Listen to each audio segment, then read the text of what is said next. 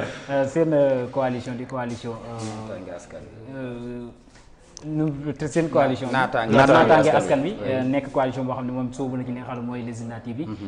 nan ngeen di demee ci li nga xam ne mooy législative yi ndax gis nañ ci ay coalition maanaam bu Benno Bokk Yaakaar taxawee wàllu bu Sénégal taxaw di ñi nga xam ne ñooy Abdoulaye Wade ak waa këram ak ñi nga xam ne ñooy coalition Yewwi Askan di coalition bi nga xam ne moo tiiteel ñëpp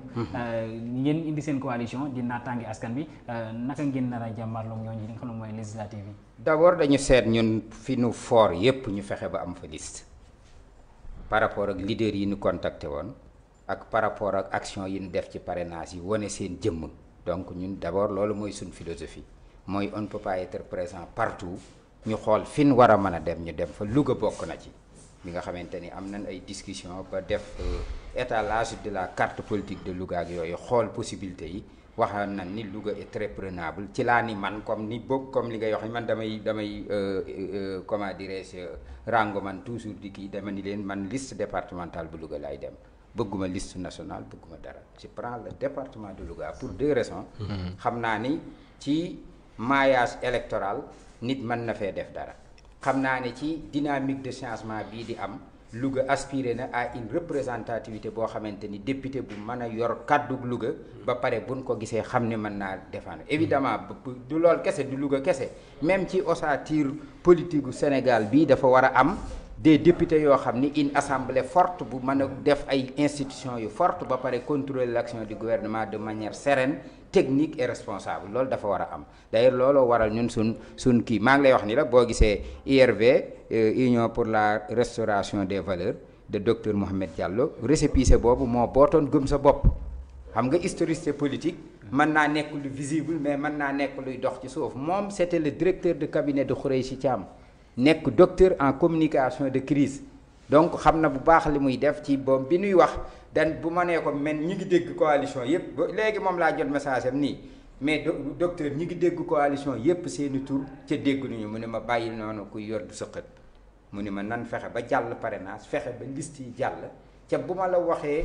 depuis problème yi am li rallié ci coalition boobu kenn xamul nu mu toll ca fekk nañu déposé suñuy liste ba pare mais ñu ngi continuer di ñëw man mi tey rek ci Louga gii rek am naa fi ñoo xamante ni vraiment bi ma jotee def benn post rek ci réseaux sociaux yi am nañu bari ñoo xam ne réagir nañ parce que loolu mooy àddina fa lañ toll. très bien ma ñëw nag tuuti nag ci situation. ñoom bàcc li très bien non ñoom dinañ ñëw parce que comme féetewuñ fenn non dinañ ñëw sax parce que amuñu candidat ca boo xoolee li dal parti politique yépp moo leen dal parti politique.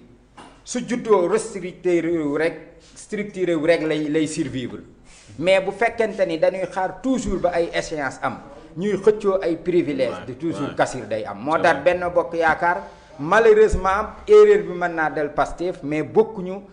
peut-être ni ñuy fonctionner parce que Pastef lim la wax ni bi Yewwi Askan Wi dikkee dootul Pastef c'est une grande coalition boo xam dafa am la conférence des leaders xëy na am na un hic mooy liñ bàyyi Khalifa Sall mu décidé ca mën naa koo nangol Khalifa est quelqu'un un pur produit de l'école du Parti socialiste am une technicité ba pare am lu mu dund d'adversité avec le pouvoir en place warul woon a am faay ci loolu xëy na loolu itam intelligence Ousmane Sonko tax na communication bii mu def sax baax na ak fam ko defee parce que ni ko njaag waxee day toll foo xamante ni force ñu teer ay ardeur yeeg tempérament yi da nga koy ranger stratégie politique bi le plan Déthié Fall def ba Wallu ak Yewwi ànd loola moo naqari waa Benno Bokk Yaakaar il faut nga xam ko par tous les moyens alliance la boo xam ni daf leen a bett ni mu juddoo lu ëmb ba mu wasin la ñu doog koo yëg suñ ko yëgoon avorté nañ ko bu yàgg parce que état ki yore nekk état nekk parti au pouvoir dana am ay moyens ci renseignement yi ci ay moyens financiers ci ay moyens institutionnels comme nii loolu la woon moo tax palier buñ jàll rek ko alliance boobu rëcc na fa ba mu des nag biñ dikkee ci parrainage bi mu des nag fan la wànneen di mujjee ki gëttal rek moo ci jaaxal aveu d'échec bi am ndax ñoom nangu nañ ni d'abord liste bi biñ koy déposé ñi ngi jiñante entre Saliou Sarr ak Déthié Fall kan moo déposé liste bi mais man étant quelqu'un koo xam ni 2017 maa nga woon ca dépôt yi xam naa usure ba fay am parce que yaa ngi dugg 11h ba 7h ci suba 8h doo nelaw ca ñetti nit rek lan l'assistant ak informaticien bi ak le mandataire mais loolu nit attanu ko surtout bu dee tàmmoo yenn yi bu dee koo xam ne yow après minuit nga tëdd wala après nangam usure boobu day am da ngay mujj rek ni ko waaye déposé waay wala loo def baax na sax da nga koy dégg dañ ñun dañ ci foofu noonu 2017 moo koy fàttaliku da ngay dikk ñu dikk naan may sagaay du ngeen ñu jox foofu kii amu leen foofu casier ak carte d'identité pour ñu mottali ñoom seeni liste loolu man gis naa ko donc am na loo xamante ni noonu lay demee évidemment situation bu ne il faut se poser la question à qui profite la situation pour ne pas dire à qui profite le crime xëy na li xew nii